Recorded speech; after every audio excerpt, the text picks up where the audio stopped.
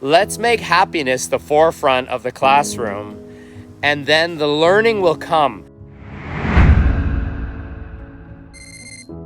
Cole Fogel here on A Healthy Balance, and I'm just walking through the wetland park near Chenshin Lake in Kaohsiung City, just trying to get some forest bathing. What I like about the wetland park is that it's a free thing that you can walk around outside of Chenshin Lake. When I was in school, in elementary school, I was told that I have a learning disability. I was told that I have ADD. I really had trouble following the way the teacher taught the other children. My brain just didn't take the information in the same way that other kids learn. And at the time, I thought it was a really terrible thing, to be put in what they call special education. But then I realized later in life that I'm so grateful that that's where I ended up. That's when I met my special ed teacher that would forever change my life, and I'm so grateful to that teacher. And his name was Mr. McMinn, and he was just a warm, loving character. And what I loved about him was that he cared more about my happiness, it seemed, than he did about my learning. He always made sure that I felt happy and was enjoying my time. So there were days when I would learn better, and there were days when he could see that I wasn't focused, and when I wasn't focused, he would give me other activities to focus on, like building model cities, which I remember like working on this little model town.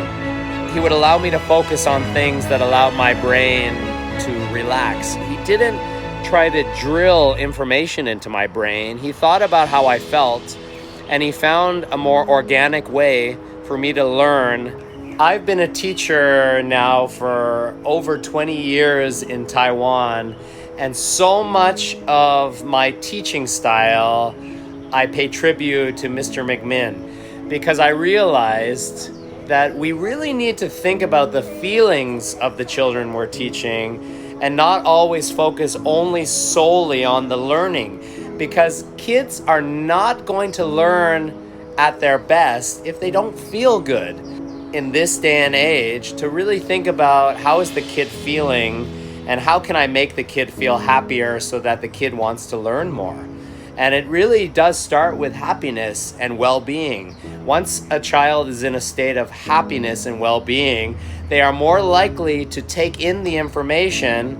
To me, being a great teacher is not just about the overall results that the kids show, like how good their grades are or how well they can memorize information in their mind. It's about the overall experience that the child is having, because that child is not only going to learn from you, you could actually alter that child's future by how you teach them. So I think it's important for me as a teacher to really think about, I want the child to learn, but I also want the child to grow up to be a good human being. I always ask the kids, how are you feeling? And it's sad, but quite often I get the same response.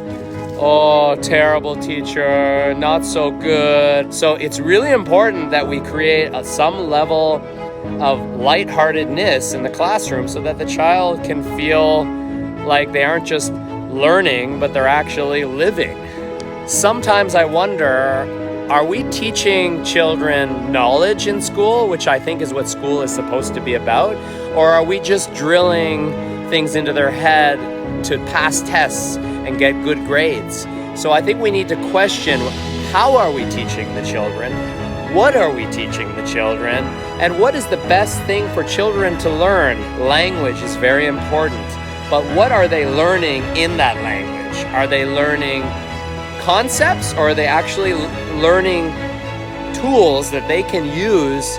Every child learns differently.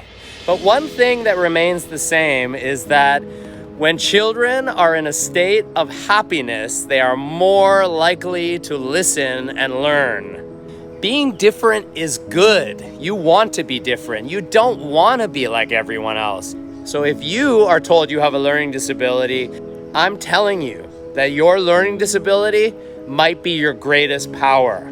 I hope you have a wonderful morning, afternoon, or evening when you watch this, and I will see you tomorrow.